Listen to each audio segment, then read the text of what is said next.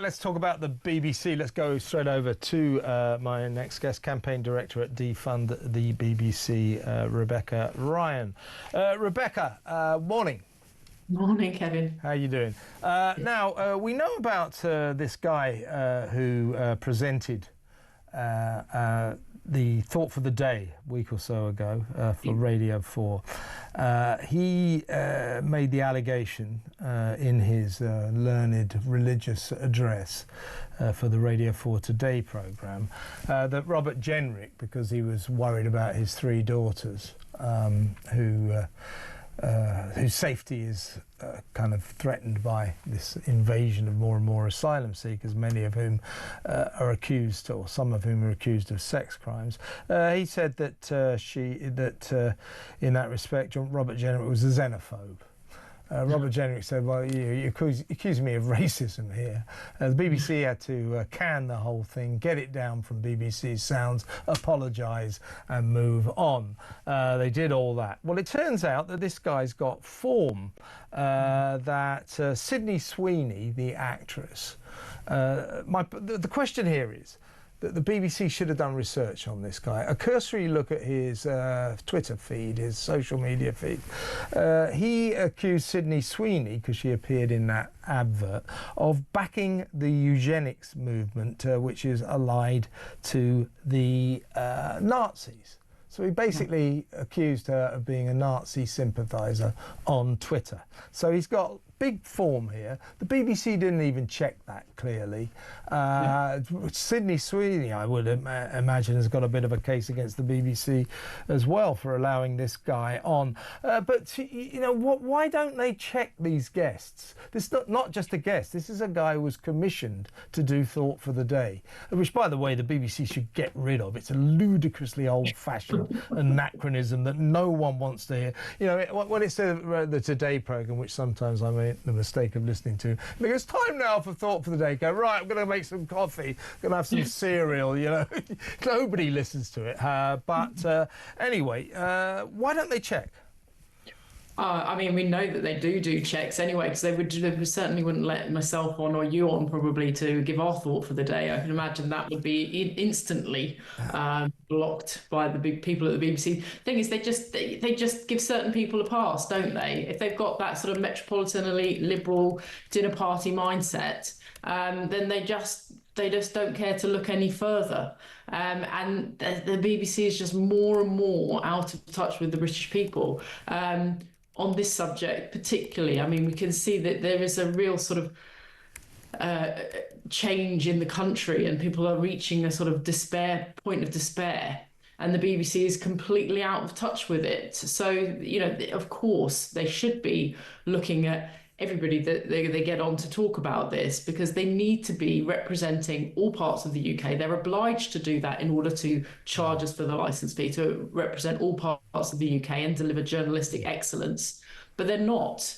They're just pushing. It's a campaign organisation. They just push their agenda. And as long as they have guests that push their agenda on, then they're more than happy until anybody makes a fuss, like Robert Jenrick. Obviously, rightly, they're complaining about being called a xenophobe, and then they have to sort of scuttle around and try and sort of tidy up the mess. It's just how they operate. Yeah, so this guy is called Dr Krish Kandiah. When he did his Robert Jenrick Thought for the Day, he said, oh, well, what Jenrick is doing, you know, when he talks about his fear for his daughter, is fueling the fear of strangers, and the technical term for that is xenophobia. And Robert Jenrick said, no, it isn't. And the BBC had to say, actually, you're right, it isn't, is it? You're not a xenophobe, Mr. Jenrick. Very sorry, we'll take all this down. They didn't mention, by the way, that Dr Krish Kandiah, before he presented Thought for the Day, was the founder of a refugee charity. And you know that Sydney Sweeney was in this advert for jeans, which some people said was, you know, controversial, and that somehow it sort of fostered a feeling of white supremacy. I'm not quite sure where they were coming from. But what Dr Kandiah posted about Sydney Sweeney was that she was backing Nazi ideologies of racial superiority. I mean, if I was her, I'd sue him. But you know, that was there. That was on Twitter. Now, that is an incredibly intemperate thing to post. And the BBC should just go through his social media. They should do this with all guests. Have a quick look, have a little research about them before you let them on. But this was more than a guest. This was the presenter of Thought for the Day. And for saying that Sydney Sweeney was backing Nazi ideologies of racial superiority, he should have been out, gone. But the BBC don't seem to do these basic checks.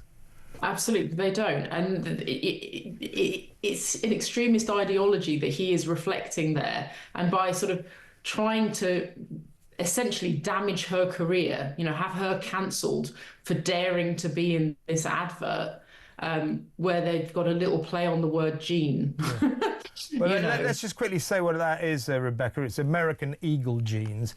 Sydney Sweeney, of course, star of White Lotus. In this advert, she's wearing these jeans. She says, genes are passed down from parents to offspring, often determining traits like hair, colour, personality, and even eye colour. My genes are blue. That's it.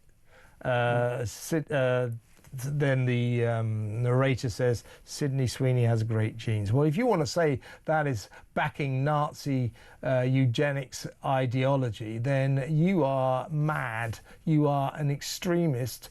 You are not to be encouraged. You should not be on the BBC, don't you think? Absolutely. I think the BBC was completely wrong for having him on and for not doing that research, because, you know, the problem with the BBC is it's stirring up this really divisive atmosphere in the UK, and it's not reflecting and being even-handed, and so it's making matters even worse. And with having someone who has that reaction, it should have straight away been sort of like, we don't want to hear from him, because clearly he's going to stoke the fires. He's basically a race baiter, and that's what he's doing on Twitter. And the BBC needs to step away from that and not have, you know, not encourage that kind of divisive communication. Absolutely. Just this is what he posted on X, on Twitter. Why, on the 80th anniversary of the end of the Second World War, would you be flirting with a eugenics idea? 80 years ago, there was another mass movement in the world claiming the same. That was Nazism. We don't need superstars backing the eugenics movement. What a ridiculous thing to say. And the BBC said, let's get this guy on. Unbelievable. Now, by the way, if I was Sydney Sweeney, I'd be talking to my lawyers. Have a word with Dr Kandiah, eh? One last quick point before you go, Rebecca. I spoke to Jake Wallace-Simons there, the Jewish columnist and author, yesterday, about the fact that Gary Lineker has been nominated for a national TV award as potentially the best presenter. A great honour, a prestigious award. Everybody seems to have forgotten this guy was sacked in shame from the BBC in an anti-Semitism scandal, wasn't he? Exactly, yes. He was finally forced out of his role for pushing it too far. And there's absolutely no way he should be winning awards. You know, it's just an outrage, and it's, you know, deeply concerning for the Jewish community of Great Britain for the fact that what he has done could potentially be given this award and this accolade. Yeah, it's very bizarre. Everybody's forgotten how this guy left the BBC. He left it under an anti-Semitic cloud, accused of serious anti-Semitism himself. He denies it, but I'll let the great British public make up their mind about this, and I hope he doesn't win that award, because he doesn't deserve it. Rebecca, as always, great to talk to you. Thank you so much for your time. Rebecca Ryan there, campaign director of the Defund the BBC organisation.